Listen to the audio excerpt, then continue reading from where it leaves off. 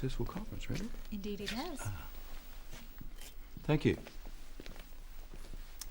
Well, it has been a great pleasure to meet you, Sam and Lynn. Yes, we've enjoyed meeting you too, Victor. Yes, it's been great. What a pity you have to go home. Well, all good things must come to an end, but I'm sure we'll meet again. Yes, I hope so. And good luck with your business. I'm sure it will go well. And I wish you every success too. Well, I think we should drink a toast to the end of the conference and to ourselves. Here's to us. Cheers. Cheers. We should keep in touch. Yes. Have I given you my card? Ah, no.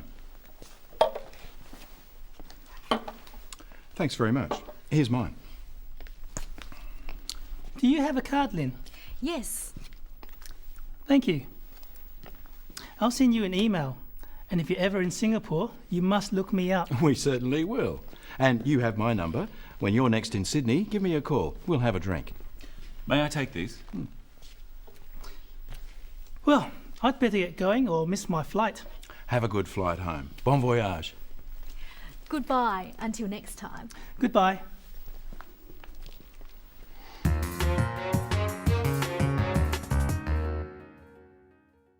For the final program in the series, we're looking at some of the phrases you may use when you're saying goodbye to someone, either for a short time or a long time.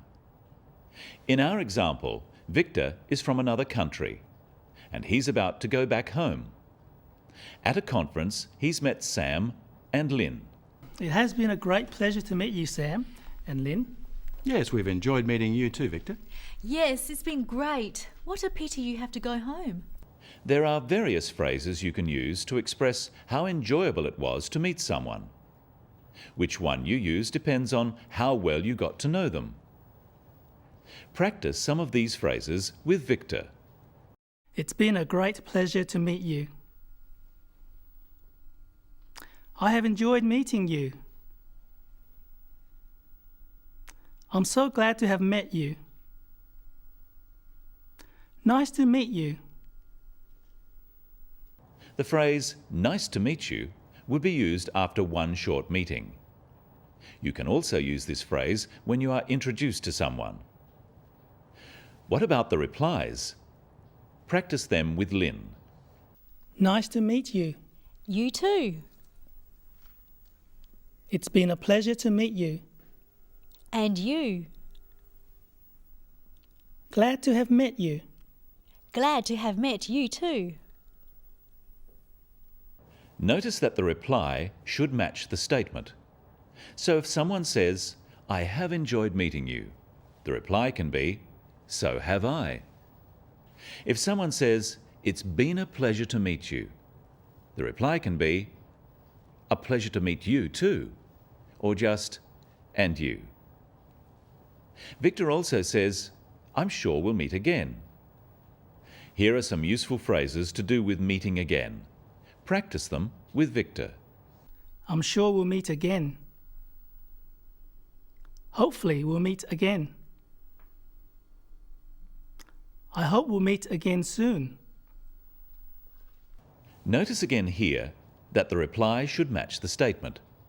So if someone says, I'm sure we'll meet again, then the reply also uses am. So am I. After the statement, I hope we'll meet again, the reply should be, so do I. Another part of saying goodbye can be wishing someone well for the future. And good luck with your business. I'm sure it will go well. And I wish you every success too. Sam proposes a toast. Watch how he does this. Well, I think we should drink a toast to the end of the conference and to ourselves. Here's to us. Cheers. Cheers. This is an informal toast. Sam says, I think we should drink a toast. Another phrase he could use is, let's drink to. For example, let's drink to the end of the conference, or let's drink to our future meeting. Then they clink their glasses together and say, cheers. Here's another version of the toast. Let's drink to our next meeting. Our next meeting. Cheers. And of course, the toast doesn't have to be alcohol. It can be any kind of drink. The next part of their conversation is about keeping in touch or keeping in contact. We should keep in touch. Yes. Have I given you my card? Ah, no. Thanks very much. Here's mine. Do you have a card, Lynn? Yes. Thank you. I'll send you an email. Repeat the phrases after Sam. We must keep in touch. We must keep in contact. Here's my card. Would you like my card? Do you have a card? The next part of their conversation is about meeting again. Listen. And if you're ever in Singapore, you must look me up. We certainly will. And you have my number. When you're next in Sydney, give me a call. We'll have a drink. To look someone up just means to arrange a meeting. When Victor says, "You must look me up," he is inviting Sam and Lynn to meet him if they are in Singapore. This is more of a social invitation than a business one. Using the word must is not like an order here. It suggests that Victor will be very happy if Sam sees him in Singapore. And in the same way, Sam says, "Give me a call," to Victor. It sounds like an order, but in fact, it's an invitation. It's important to get the intonation, the way you say it, right, so that it sounds like an invitation and not an order. You must look me up when you're in Singapore. And if I don't? I'll never speak to you again. Practice these kinds of invitations with Victor. You must look me up next time you're in town. You must come and see me. Why don't you give me a call when you're in town? Ring me if you're in town. Finally, let's look at how the three friends say goodbye.